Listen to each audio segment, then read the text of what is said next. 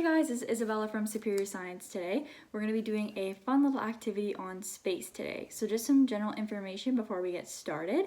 So obviously there are many different things that make up our solar system, including the 8 different planets. So we have Mercury, Venus, Earth, Mars, Jupiter, Saturn, Uranus, and Neptune. And yes, unfortunately Pluto is no longer considered a planet. So the planets are organized in a specific order, starting closest to the sun. So the very hottest planet is going to be Mercury because it's closest to the sun, and then the coldest planet is Neptune because it's way beyond that. And a way I like to remember the order of these planets are my very educated mother just served us nachos. So you will thank me for this later, but this saved me in every single test I had because I was able to remember what order the planets went in. Alrighty, so aside from our planets, we also have a lot of other things that are up in our solar system. So we also have things like billions and trillions of stars, which make up our galaxy called the Milky Way. Okay, so another very important thing up in our solar system is our sun. So the sun is considered a star. It's actually considered a yellow dwarf, which means it's a hot ball of glowing gases in the heart of our solar system. So it's the powerful center of attention in space, and it holds together the solar system, providing life, giving heat and energy, and basically we wouldn't survive without it. And in addition to that, it's also very important to the moon, because without a sun we wouldn't have the moon. Basically the moon shines its light because it reflects the light off of the sun, and then we're able to see it from Earth. Quickly, we're just going to go over some additional facts about the moon. So it orbits every 27.3 days. The average distance from the moon to Earth is 384,403 kilometers. Oh, that's a lot. So basically, you know when you are in your car and you're driving and you feel like the moon is following you while you're driving? That's just because the moon is so far away that it feels like it's following you. Okay, so also the effect of gravity is only about 17% as strong on the surface of the moon than it is on the surface of the Earth. The Earth's tides are largely caused by gravitational pull of the moon. So this is the waves in the ocean that's really affected by the moon and the pull of the moon. And a lunar eclipse occurs when the Earth is right between the sun and the moon will appear red when we have a lunar eclipse. So this only happens every so often. It's pretty rare that it does happen. It's every few years or so. So pretend this is my sun and this is my moon. So basically the Earth has to be right in the middle of that for a lunar eclipse to occur. So it's pretty rare. So quickly, before we get into the activity, we're just going to talk about Apollo 11.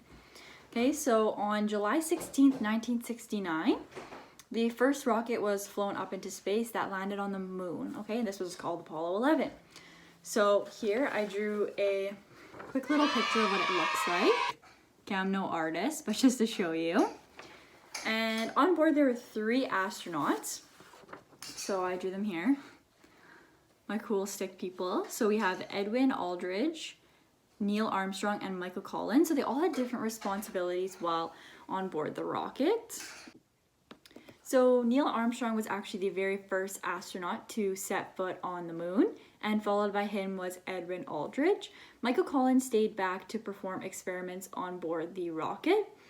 Neil and Edwin actually walked around on the moon for about 3 hours and collected moon dirt and moon rocks. And moon rocks is actually what we'll be making today. So let's get into it.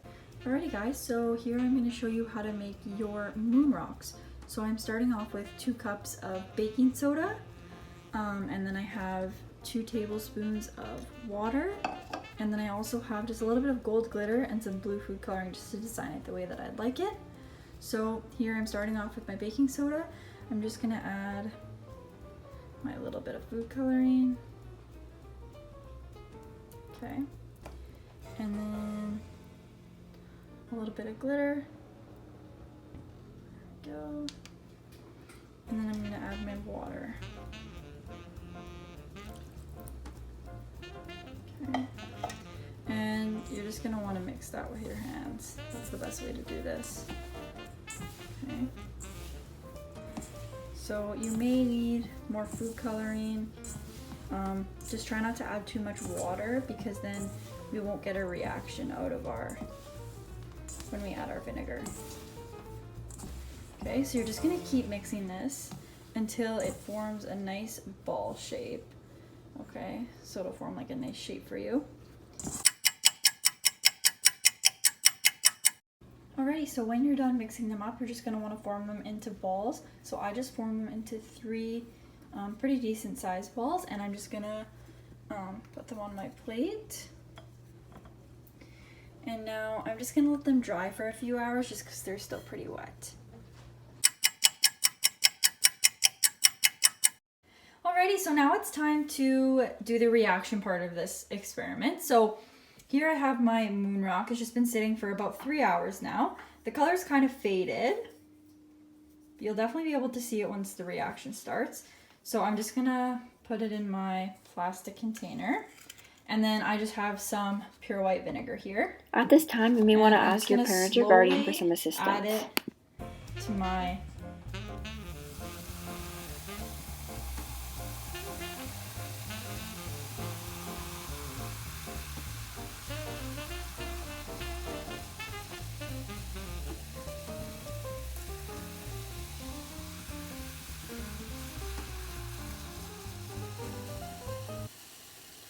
So the reaction between baking soda and vinegar reacts with each other because they exchange atoms. An atom is the basic building block for matter in the universe and the smallest component of an element. A proton is a particle with positive electric charge but is represented with a negative sign. And in this reaction, baking soda and vinegar react with each other because they exchange these atoms. In this reaction, the baking soda acts as the base and takes the proton from the vinegar, which is the acid. And then the reaction from the baking soda receives the proton and transforms it into water and carbon dioxide. So thank you guys for watching the video today and conducting the experiment. I hope you guys had fun, and I'll see you next time. Bye!